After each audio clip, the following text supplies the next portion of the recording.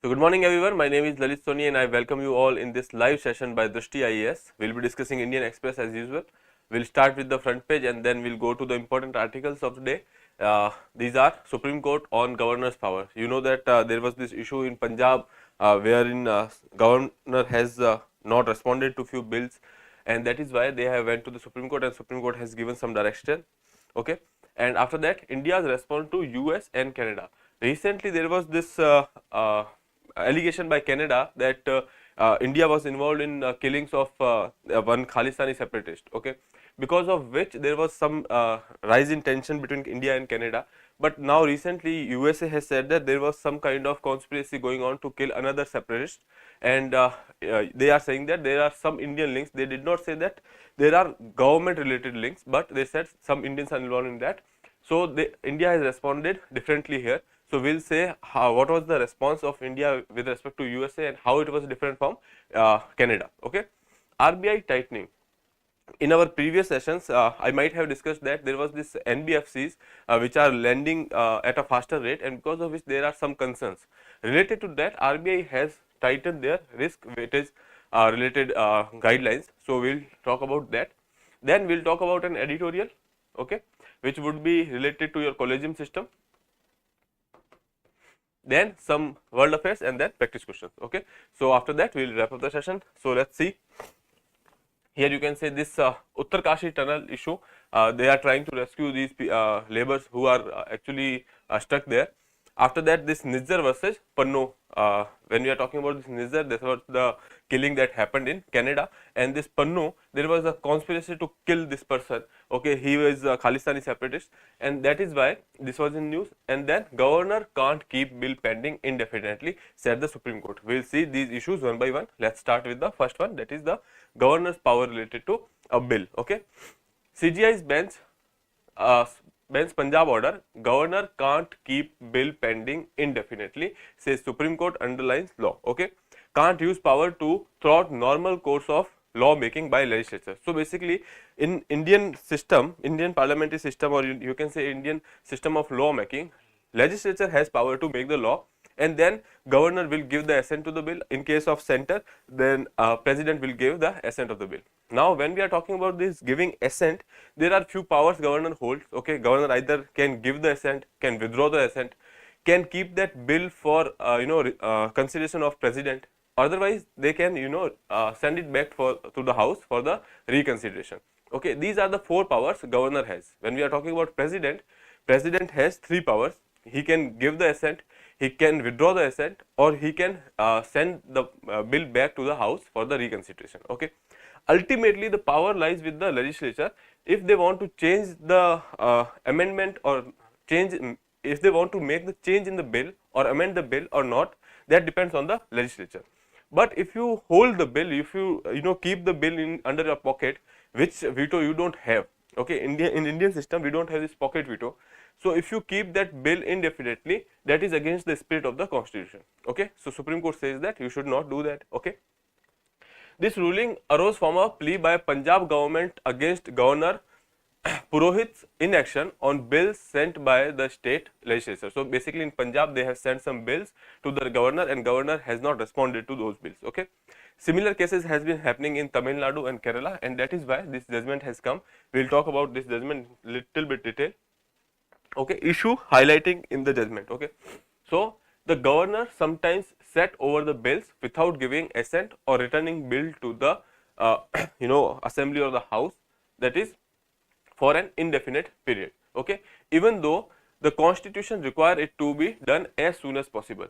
Here constitution has mentioned that you have to do it as soon as possible, and now if you are taking indefinite time, it means that you are going against the spirit of constitution. Okay, the governors were taking months together to reserve the bill for the assent of president.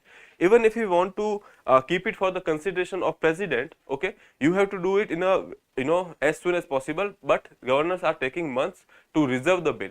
Okay, this erode the authority of the legislature, because ultimate authority to make law is with the legislature in India, and which basically erode the authority. If legislature want to come up with a bill and governor is sitting on that bill, that is against the spirit of the constitution. Okay, and the governor through the though the head of the state executive are appointed by the union government. So here comes the clash that governors are kind of acting as the agent of state union government, but that should not be the case. Okay, when we are talking about this Sarkaria Commission,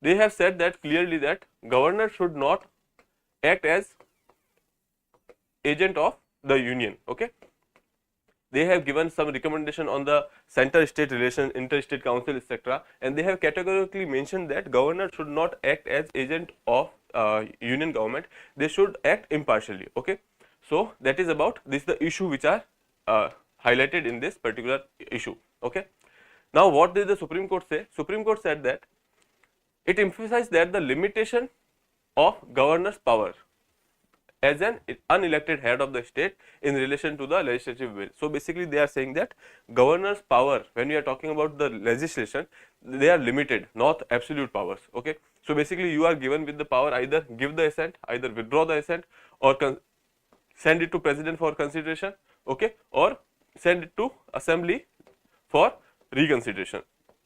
So these are the power you have, and you have to do it ASAP, as soon as possible. Okay, that is what constitution says. It clarified that the governor cannot indefinitely delay or keep a bill pending without taking an action. Okay, Article 200, this is important for your prelims, that Article 200 allows governor to withhold the assent, but mandates a communication for the reconsideration to the state legislature promptly. If you want to reconsider it, or if you want to send it for the president's consideration, in all that cases you have to communicate it to the legislature as soon as possible.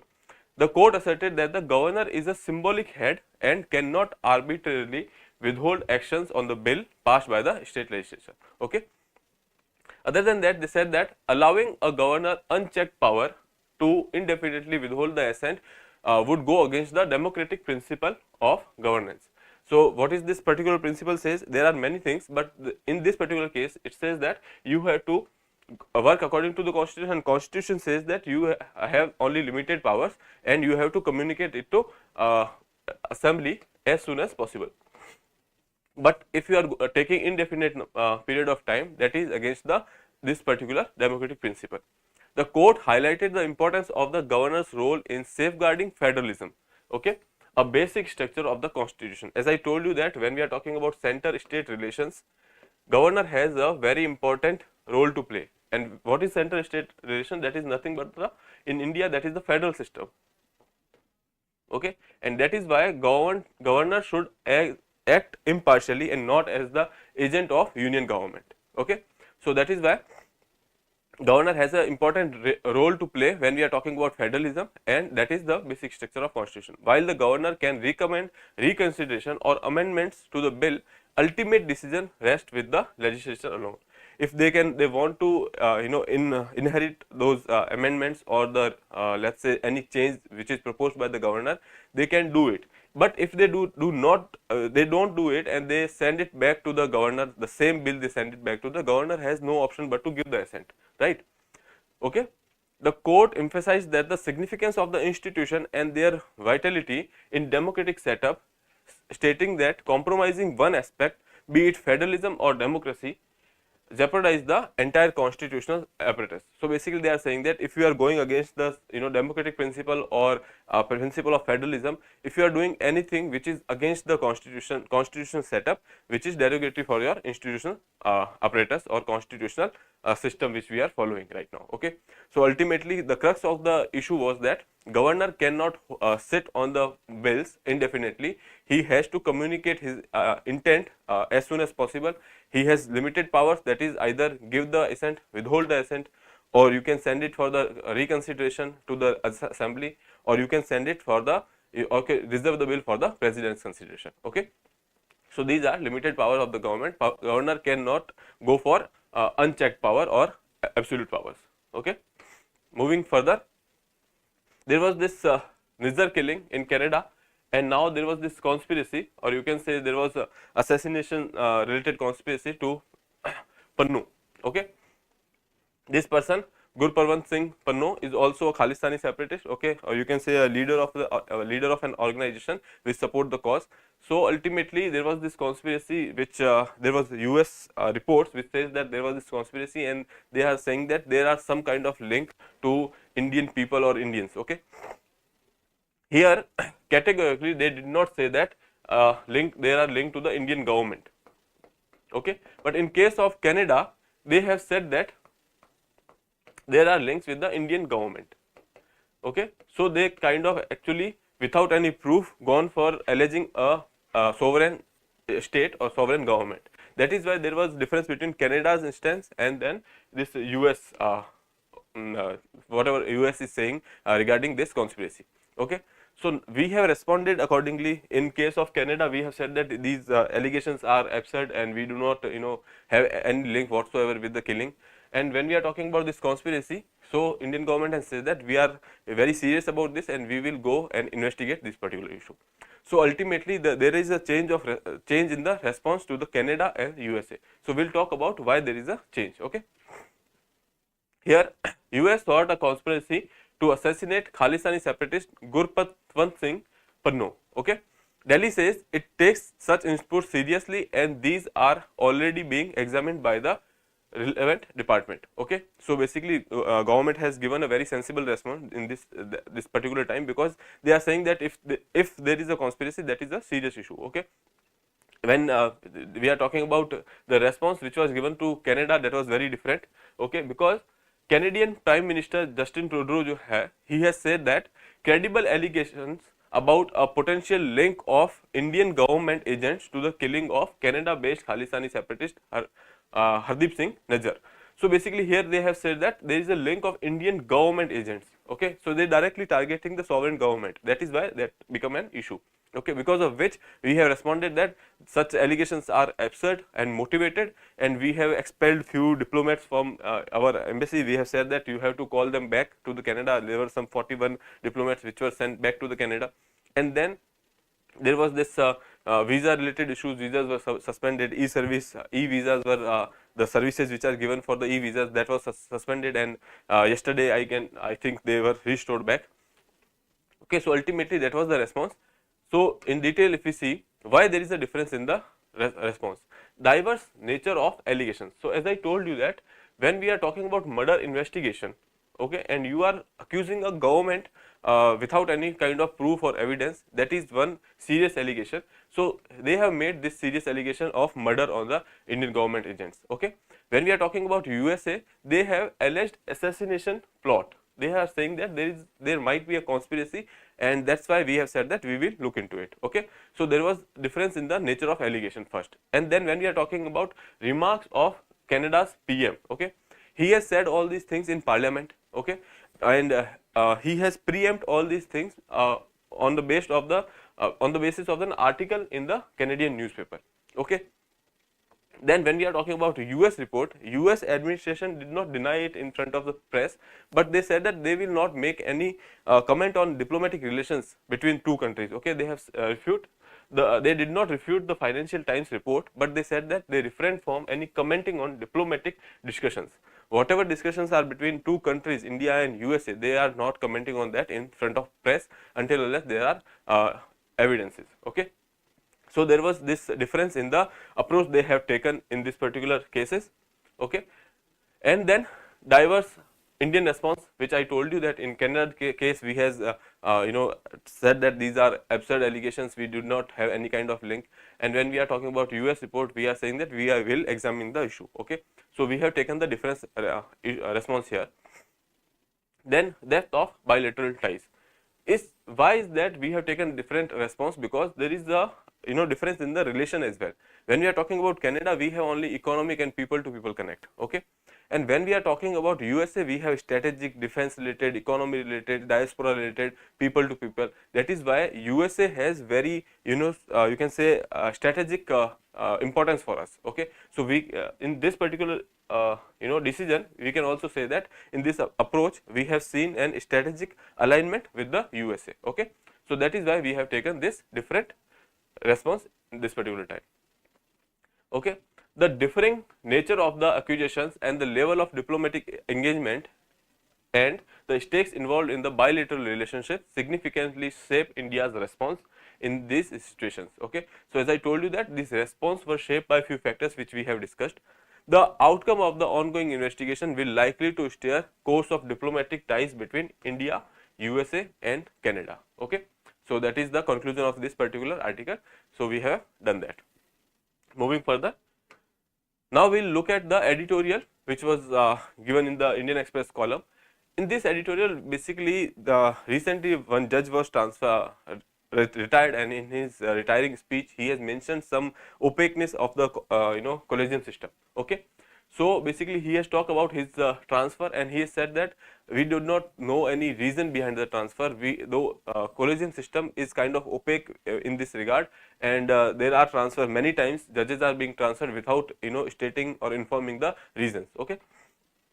So, even in emergency era there were mass transfer of judges, okay, without citing any reason. Other than that, collegium did not inform him the reason of their abrupt transfer. As I told you, there is this opaqueness when we are talking about transfers and appointments. Okay. Okay, so for the functioning of collegium systems, you know that India has a collegium system. When we are talking about the appointment or the transfer of judges in the higher judiciary, we have collegium system. In this collegium system, we have CGI plus 4 senior most judges. Okay. So, these people will decide which judge would sit where. Okay. And they basically send recommendation to the government. Okay. And government actually consider them, and then president will appoint the judges. Okay. So, in case government do not agree with them, they can send it back to the collegium for the reconsideration, but if they change it or not, it is up to them. If they send the same name, they have to appoint it. So, ultimately when we are talking about appointment in the judiciary, all the power basically, if you de facto if we see, is with the collegium system. But only thing here is that in collegium you should take decision by consensus. Okay. Like everyone should agree to that particular name. So, that is the case in India for when we are talking about appointment of judges and transfer of judges. The issue with this particular proceeding is that whatever is happening inside the collegium, we do not know that. Okay. No doubt they are saying that we are taking decision on the merit, etc. All these things are fine. But if they are talking about this reason, the judges are coming out and saying that we do not know the reason of our transfer. So, in that cases, we can say that there is some kind of issue which is in pertaining in this particular institution. Okay. So, let us see. Chief Justice from different high courts have expressed concern over the opacity and reason behind their abrupt transfers. Okay. Allahabad High Court Chief Justice Pritinkar Divakar questioned his transfer from Chhattisgarh in 2018 by the then CGI Deepak Mishra, okay, without known reasons. Same case has happened with the Justice Sanjeev Banerjee, okay, and there are other cases also. So, ultimately they are citing this issue in the issue of opacity in the collegium system. Okay.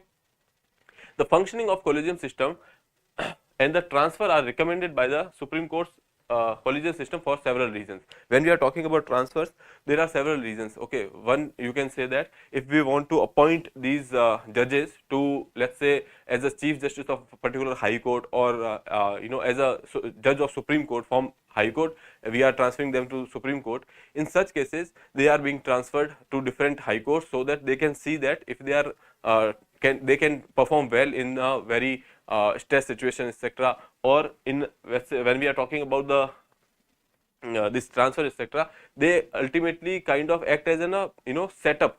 If we are talking about promotions from High Court to Supreme Court, these transfers act as a setup that if they can perform in a different judicial setup. Okay.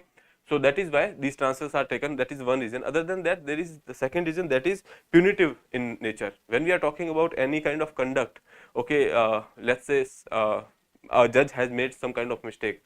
So, ultimately we do not have anything else to punish him. That is only one thing is we can go for the impeachment like process for the removal. But that particular process is very hasty because it has to go through scrutiny by parliament, and then there should be voting, etc. Or there should be evidence, concrete evidence against the judge. In all these cases, that process become hectic. So for those punitive measures, what we do is they transfer the judges to different high court, that is away from their home cadre. Okay. So you can say other reason for the transfer is punitive. Constitutionally, impeachment is the only remedy when the question of propriety are raised against a judge. Okay, these processes are political and require trial by parliament and high degree of evidence and political will. So transferring sees we see transferring as an easy option in that particular situation. Okay, so and so we can say that when we are talking about collegium, so there is a shadow on the process of transfer. Okay. Ultimately, CGI UU Lalit, former CGI UU Lalit has said that there is certain opaqueness in the collegium system, but that is necessary. Okay, but and preferable for the function of the collegium. They are saying that if there is some kind of opacity which is necessary for the functioning of the collegium because it is independent body, etc. But ultimately, if there is too much of opaqueness, it will harm the institution itself. Okay, in this case, when we are these justice 3-4 judges has come out and said that they are not very fine with the opaqueness in the transfer system. So ultimately, you can say that there is resentment inside the system also. Okay. However, question raised by the 3 judges beyond a point, the collegium's opacity can be injurious to the internal health of the institution. The judiciary, which cites the collegium system as the basis of judicial independence, must reflect on this. Okay, they are saying that we cannot give the details because of the judicial independence. Okay, but ultimately you have to look inside if there is some kind of these kind of issues are coming, so there is some kind of fault. Okay. When such questions are raised, they threaten and erode public confidence while undermining the trust in the judicial system. So that is particularly this particular article talking about. Let's here I have given it in the crux. The issue spotlighting the problem within the collegium system where judges transfers are opaque and reasons remain undisclosed. Okay, transfers may serve multiple purpose like testing a judge's performance in the larger higher courts or disciplining errant judges without impeachment. As I told you that we cannot go for impeachment always, that is why it is act as a punitive measure as well. Okay. The lack of transparency in this transfers raise concerns about the credibility of the judiciary and public trust in the collegium system. So basically this is about this particular article which is saying that we should kind of look into the collegium system. There is time that we have to do something about this particular opacity and we have to go for the transparency, because ultimately it is harming the internal health of the system as well as confidence of the public in the system. Okay.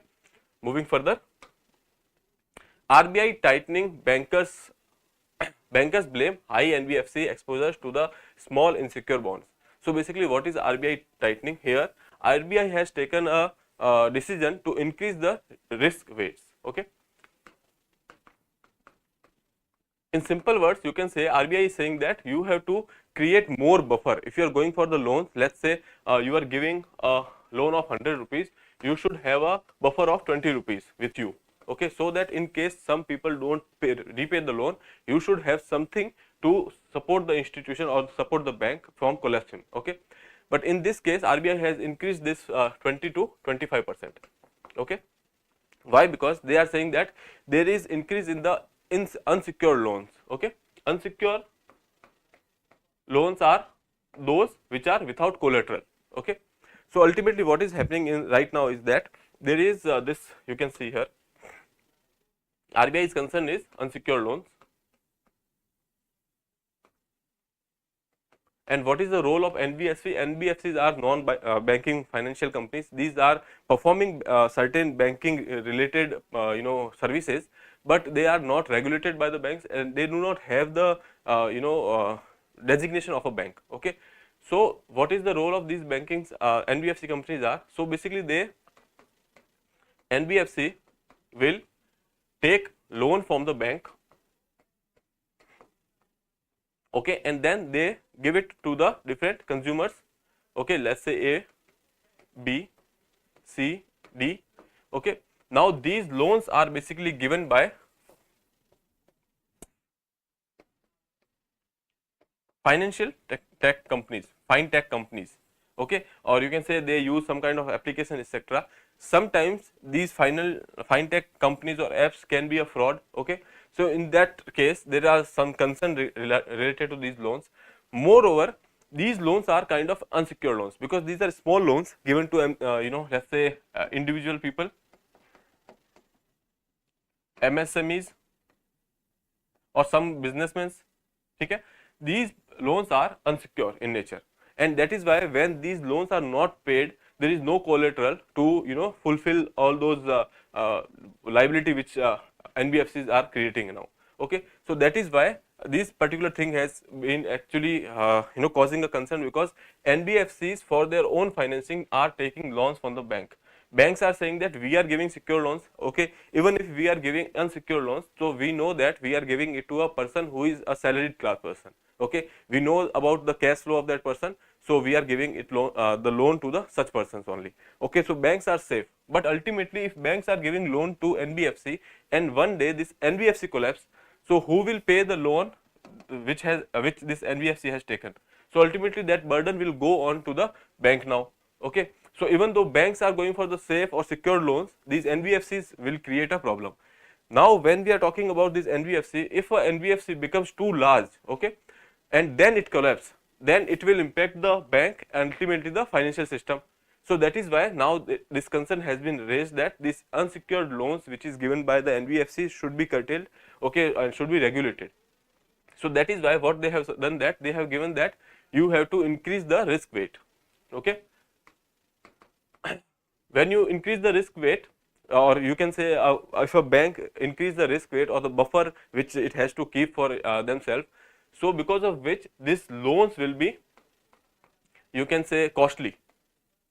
So they will take less loans, they will provide less fund to the further these individuals, okay. And other than that, they are saying that you should go for the secure loaning, okay. So that is the role of NBFC in this particular case. Banks safety measures, as I told you that banks are saying that we are giving secure loans, we are not going for the unsecured loans. Even if we are giving unsecured individual loans, we are giving it to salaried class, okay. So that is, they are saying that we have taken safety measures. Now new guidelines or regulations which are for basically this particular issue of NBFCs, and now they are saying that you have to increase your risk weight or the buffer, okay. They have increased it from 20% to nearly 25%. That is not important, but you have to see that they have increased this particular thing as of now, okay. Risk concerns, why these things are concerned? Because these NBFCs are linked with the banks. If there is a bank, let's say there is a bank who is giving loans to, let's say, some 20 NBFCs, okay. Let's say X, Y, Z, etc., okay. And then these NBFCs are giving further loans to many people over here. Let's say of all these NBFCs, one NBFC, let's say this Y, becomes too large, okay, to fail. If this NBFC fails, it will directly impact the bank, okay. So that is why this is the concern, because this health of the bank is now linked with the health of the NBFC, okay. And these NBFC are giving unsecured loans, and that is why this concern we have taken, okay. Appeal for revaluation, okay. So they are saying that there is this body which kind of speak for the NBFCs. They are saying that you have to go and reconsider this particular decision of increasing the buffer, because what will happen is the expected impact is on the NBFCs or individuals, which will ultimately impact their business, because there will be a shortage of fund or cash flow in the market, okay. So that is why they are saying that go and reconsider this particular decision. But right now RBI is saying that we are going for this because there is this concern of NBFCs. If they fails, there will be a harm to the bank's health and ultimately the financial system, okay. So let's see the this particular article. We have discussed all these things. Here you can see NBFC has been catering to the low ticket segment of the borrowers through their tie-ups with the fintech, okay. These fintech applications they are using, as say you must have heard about this Lazy Pay or Simple, etc. All these things are fintech companies, okay. They are giving small loans to particular people. Let's say if I am a person who is taking a loan of 20,000 from a company named Simple, they have only taken my let's say Aadhaar or some details, okay. One thing is they are taking details. or ultimately if these fintech companies are if not authorized, okay, and they are taking data from people, they cause the concern of privacy as well. Other than that, if I take the loan from these companies and I don't pay them, ultimately they will fail and they will rely on some kind of NBFC, and that NBFC will fail, and then ultimately bank will fail. Okay, so that is the concern. Increasing interconnectedness between the banks and non-banking financial companies. Okay, so that is the issue we have discussed. Okay, other than that, all these things we have discussed, which has been given in this, you can read it later or take a screenshot. Okay, moving further. In the world affairs, we have seen that there has been a 4-day humanitarian pause in the Israel Hamas issues. So now that starts from today. Okay, and how the deal came about: talks stumbled but persistence won.